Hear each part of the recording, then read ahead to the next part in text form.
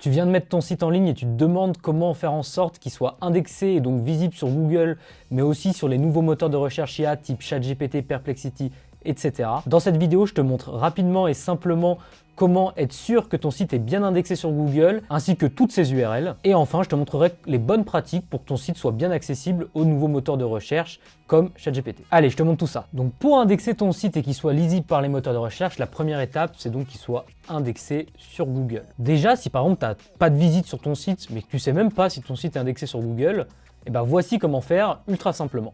Tu vas te rendre donc sur la page d'accueil de Google et tu vas juste taper ça, site : avec le nom de domaine de ton site, donc la page d'accueil. Ensuite, tu vas rentrer. Voilà, donc là, si tu n'as aucun résultat qui apparaît, et ben ça sera ton site n'est pas indexé. Si tu as des résultats comme moi, là par exemple, c'est que ton site est bien indexé. Là, tu as toutes les pages qui sont indexées sur Google. Donc tu vois, là, il y en a plus d'une centaine sur mon site.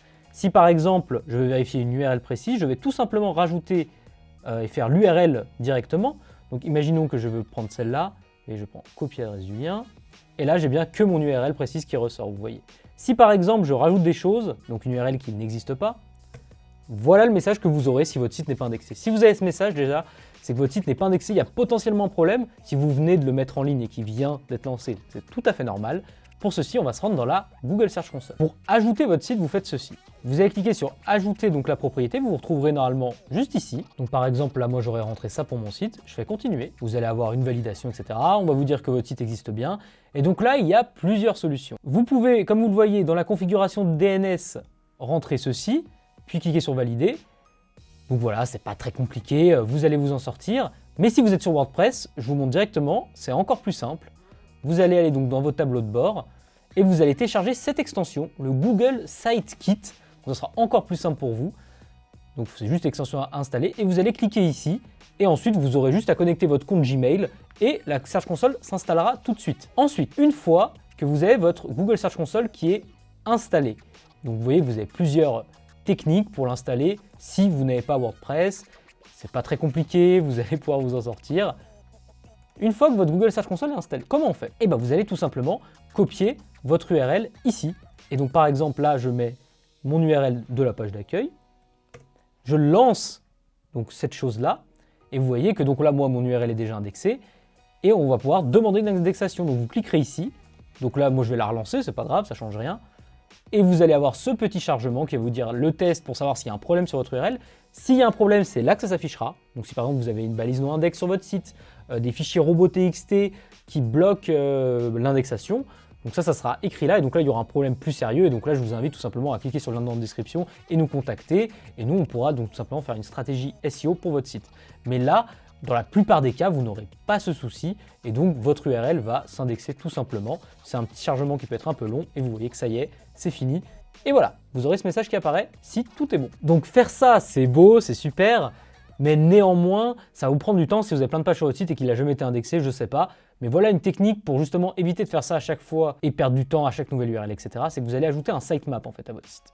Donc pour ajouter un sitemap, vous allez vous rendre sur votre site et normalement, si les choses ont été bien faites, quand vous allez faire sitemap.xml, derrière votre URL de la page d'accueil, vous allez avoir un fichier comme ça qui contiendra en fait toutes vos pages. Donc vous voyez par exemple là, si je clique sur post sitemap, c'est toutes les URL de mes articles de blog. Là, ça sera toutes les pages. Enfin, bref, vous avez compris. Et donc, une fois que vous avez cette URL, il faudra vous re-rendre dans la Search Console. Et si vous n'avez rien, et qu'encore une fois, vous êtes sur WordPress, le but de la vidéo ne dure pas 3 heures, donc on va quand même encore une fois montrer sur WordPress, je vous invite à installer Rank Math SEO, tout simplement.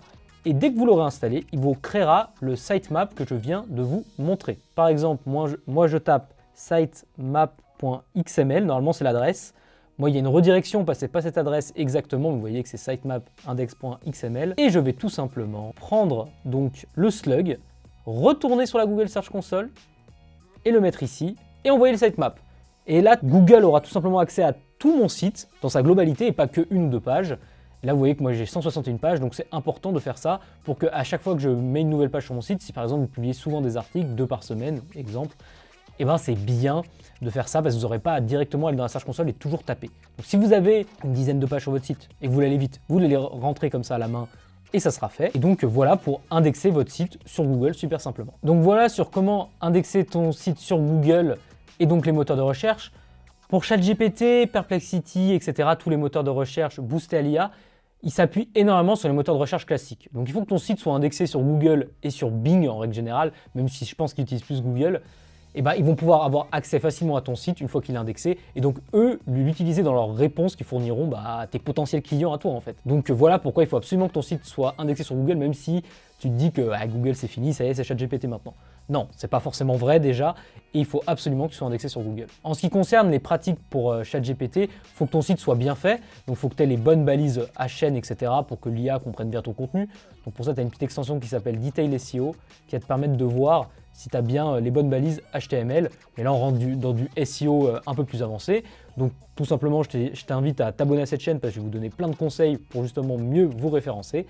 Et ou également à nous contacter, tu auras un lien en description si tu veux qu'on optimise ton SEO et que tu sois vraiment visible sur les moteurs de recherche et pas uniquement que ton site soit indexé, parce que ton site soit indexé c'est une chose mais ça ne garantit pas que tu as des visiteurs qui vont arriver dessus, évidemment. Donc voilà, maintenant tu as toutes les clés pour que ton site il soit bien indexé sur Google, que tu sois également visible dans les moteurs de recherche IA. Donc si jamais ça t'intéresse d'aller plus loin et d'apprendre le SEO, tu as également une formation 100% gratuite que j'ai réalisée, tu auras le lien, le premier lien qui sera en description. Je te remercie d'être allé au bout, n'hésite pas à t'abonner, à lâcher un like si ça t'a plu, si tu veux soutenir tout le contenu que je donne gratuitement. Et moi je te dis à la prochaine!